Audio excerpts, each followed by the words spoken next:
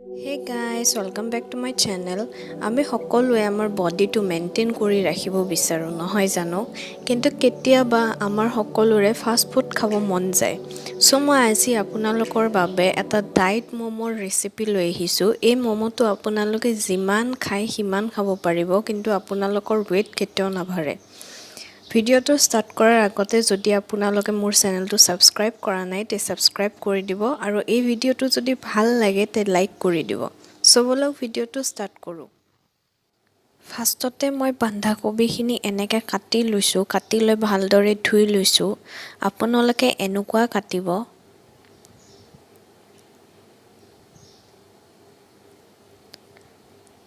তাৰপিছত অলপমান পানী গৰম হ'ব দিছো যেতিয়া পানীখিনি বেছিকৈ উতলি যাব তেতিয়াতে অলপমান নিমখ দি দিম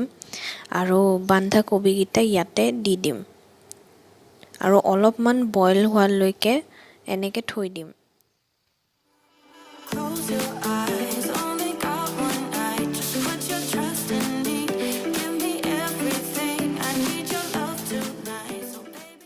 বন্ধাকবিখিনি বইল হৈ গ'ল এতিয়া মই এটো ঠাণ্ডা হ'বলৈ থৈ দিম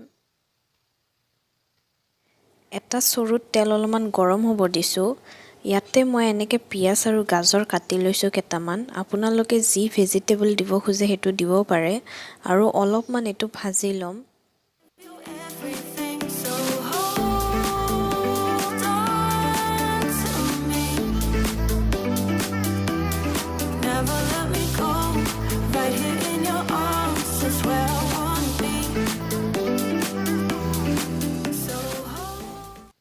অলপমান নিমখ দিম বেছি নিদিব তাৰ পিছত ভালদৰে মিক্স কৰি লম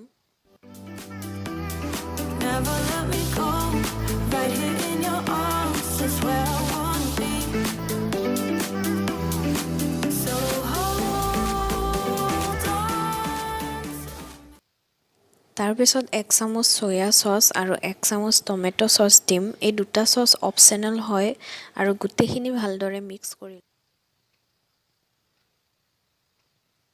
এতিয়া আমাৰ ভেজিটেবল খিনি ভজা হৈ গ'ল আৰু বন্ধাকবিখিনিও ঠাণ্ডা হৈ গ'ল ইয়াতে মই যোনখিনি ভেজি ভাজিছিলো ইয়াতে মই এনেকৈ দি দিম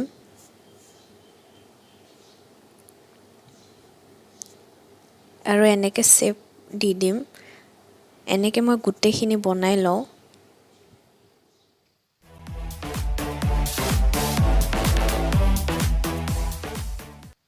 So guys আমাৰ মমো হৈ গ'ল